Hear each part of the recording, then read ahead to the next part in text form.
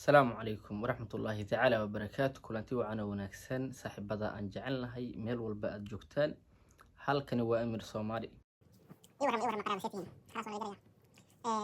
Ma doonaysaa inaad barato luqadda Englishka inaad ku hadasho ma doonaysaa ma rabtaa inaad baratid luqadda Englishka waa furaha waxbarashada waqti xaadirkan furaha aqoonta waqti xaadirkan waa luqadda Englishka sida ay bulshada dhahaan marka ma rabtaa inaad ku hadasho luqadda Englishka وربطة أنا كذا شو لغة إنجليش لكن ما تقانيد وضد الله مرة حتى أنت حجين أمرا سيان وجهد اللغة إنجليش ما معلن هبل أن أتجا موحن أتجا معلن يوغنديسا موحن أتجا معلن كينياتي من أتجا أذيعنا الناس Soomaali حتى هاي أصل فرع ملهي لغة إنجليش إني كهذلان لكن أذيع وحربت أنا ليش هذا إنا وحكب بدشيد oo aad baratid luqadda Englishka si ay wax badan kugu fududaadaan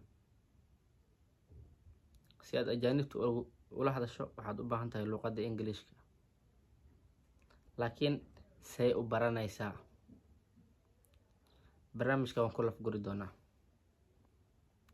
dadka marka ay luqadda bilaabayaan waxyaabo badan horta ka dhex guuxayo wax walbo aad rabtid inaad baratid marka hore waa inay jirtaa baahi kugu kalifaysa inaad baratid luqadda saraba hewl wuu bartay aan barto waxba kama keenaysid luqaddu waxay leedahay buundooyin ay leedahay waxay leedahay wadooyin adag ay leedahay haddii marka aysan waxaan dhab ka ahayn ma baran karaysid ha isku daalin laakiin haddii ay daacad ka tahay inaad baratid waa inay jirtaa baahi kugu kalifaysa inaad luqaddaasi baratid midda labaad aad u baahan tahay waxay tahay luqadda qaabkee ugu hadlaysaa horta accentiga isticmaalaysaa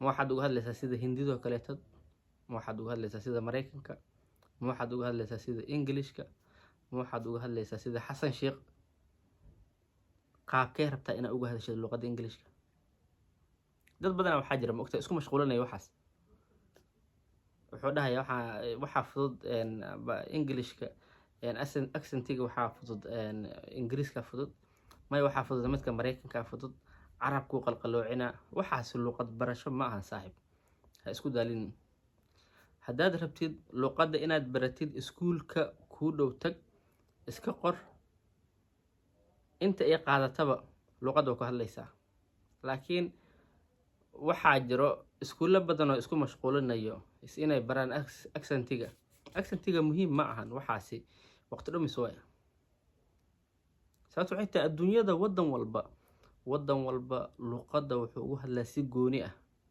hindida waxay leeyihiin accent gooni ah afrikaanta waxay leeyihiin mid gooni ah kenyaatiga waxay leeyihiin mid gooni ah soomaalidana waxay leeyihiin mid gooni ah sida carabkaaga uu luqadda ugu dhawaaqay kaliya way mid saxan iyo mid qaldan midna ma jiro gabigood way saxan yihiin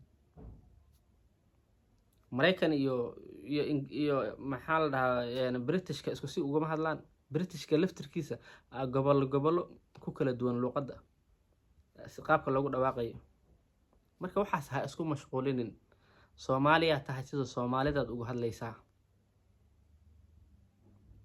sida Hindida uga hadlaysid sida Pakistaanka uga hadlaysid sida wadamadaas kale uga hadlaysid waxaad uga hadlaysaa sida Soomaaligaad ugu hadlaysaa iskuulka kugu dhow tag iska qor waxaan kala arkay arday kale oo isku mashquulinayo ma yaqaano sida xataa loo isbeelin gareey xataa ma yaqaano wuxuu rabaa macallin Kenyaati ah inuu hor fariisto oo luqadda ka barto see uga baranaysaa ma fahmaysid horta wuxuu ku hadlay ma fahmaysaa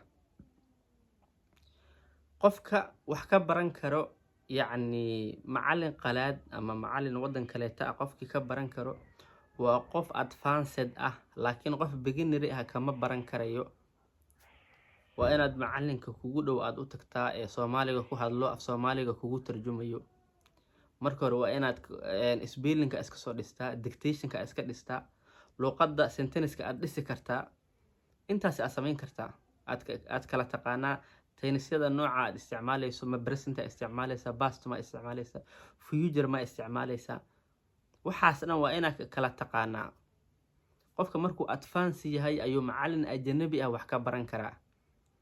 laakiin haddaad rabtid luqadda Englishka sida la rabo inaad ugu hadashid, waa inaad waxyaabo badan iska fiirisaa marka hore. uma baahnid macallin Kenyaati ah walaa Ugandese u baahnayn walaa Turkiya u baahnayn. waxaa u baahan tahay macallin Soomaali ah ee luqadaada yaqaano, xaraf kugu sheegayo, af Soomaali kugu turjumayo aad u baahan tahay. marmarka qaarkood ku siinayo jumlada Soomaali ah ku dhahayo ka dhig luqadda Englishka ka dhig, English ku siinayo ku dhahayo Soomaali ka dhig. base-kaas waa in lagaa dhisaa marka hore. laakiin ma taqaanid sida loo isbeelin gareeyo, ma taqaanid.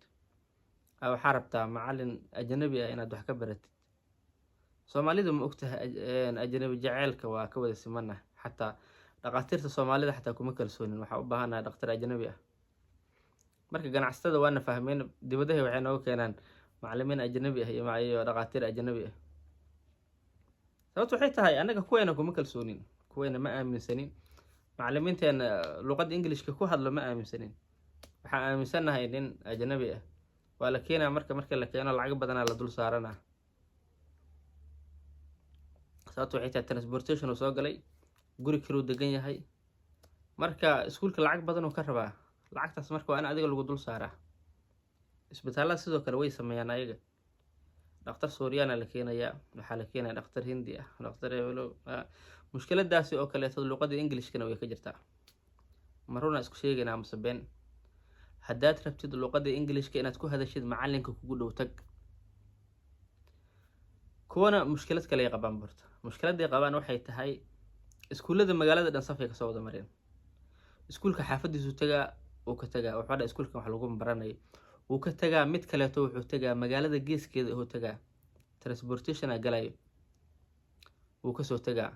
suu u wareegayo waqtiga ku dhamaanayo, kadib waa iska dhaafaya. waxaa laga yaabaa adiga 3 sano ka badan inuu dhowr iskuul yacnaha iskugu baasay. kanuu tagay waa ku confusey, waa iska fariistay. teeda kaleeto ma ogtahay macallin ma jiro maskaxdaada intuu kala jeexo cilmiga ku ridayo ma jiro. laakiin macallinka wuxuu ku siinayaa 30% 70 waa inaad adiga raadsataa. waa inay kaa go-an tahay waxaan inaad baratid. haddii aysan kaa go-neen ma baran karaysid. ma isdaalinaysaa? go-aan qaado, iskuulka tag, waqti badan joog. luqadda waa la qabsanaysaa. luqadda la qabsi waayo, waa la qabsanaysaa. marka haddaad rabtid inaad luqadda Englishka baratid, waa inay adiga kaa go-an tahay. waa in iskuulka kugu dhow aad tagtaa. waa inaad waqti gelisaa. ugu yaraan 2 sano oo waqti ah waa inaad gelisaa. kadib waa ku hadlaysaa, qasab waay. marka wadamada shisheeyana ha isbarbar dhigin saaxiib. adiga Soomaaliya tahay, luqadda Soomaaliga ku hadashaa. luqadda kood waa luqadda Soomaaliga. luqadda labaad waxaa laga yaabaa xataa inay Carabi tahay, saddexaad ee English tahay laga yaabaa. marka wadan kaleeto waxba isbarbar dhigin. Soomaaliya tahay, Talyaaniga ku gumeystay. luqadda Talyaaniga ma taqaanid, sababtu waxay tahay geeliya ahaa jirta adiga. marka inaa fahantaan rajeynaa. haddii aad iga daawanayso Facebook isoo follow garay, haddii aad YouTube iga daawanaysana subscribe isaar. Assalaamu calaykum.